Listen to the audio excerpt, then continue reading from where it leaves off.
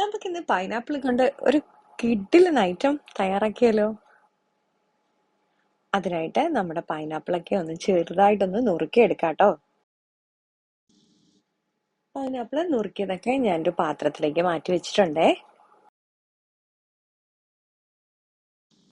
ഇനി വേണ്ടത് കുറച്ച് മല്ലിയിലയും പച്ചമുളക് അല്ലെങ്കിൽ കാന്താരി എടുക്കുക. അതുപോലെ 2 വെളുത്തുള്ളി എടുത്തിട്ടുണ്ട് കേട്ടോ. ഇത് നന്നായിട്ടൊന്ന് ചതച്ചെടുക്കണം. നമ്മൾ സാധാരണ ചതയ്ക്ക് പോലെ എടുത്താൽ മതി, അല്ലാതെ മിക്സിയിലിട്ട് അടിച്ചെടുക്കരുതേ.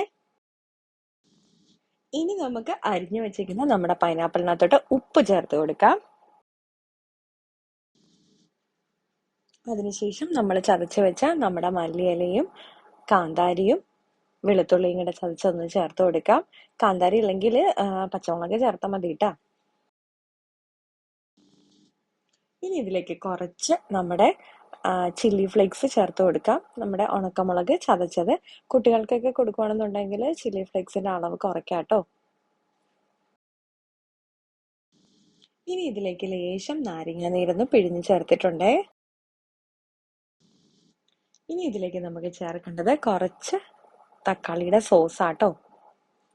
ഇപ്പോൾ നമ്മൾ എല്ലാ ഐറ്റവും ഇതിലേക്ക് ചേർത്ത് കൊടുത്തിട്ടുണ്ട്. ഇനി ഇത് അടച്ചിട്ട് നമുക്ക് നന്നായിട്ടൊന്ന് കുലുക്കിയെടുക്കാം കേട്ടോ.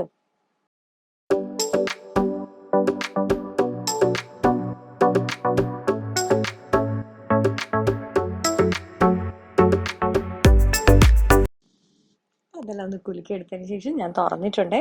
നല്ല പൊളി ഐറ്റം ആട്ടോ. ചെറിയ പുളിയും മധുരവും എരിവും ഒക്കെ ഉള്ള ഒരു സ്പെഷ്യൽ ഐറ്റം. അപ്പോൾ ഈ വൈറലായ സാധനം എല്ലാവരും ഒന്ന് ട്രൈ ചെയ്ത് നോക്കിയിട്ട് പറയണേ കേട്ടോ.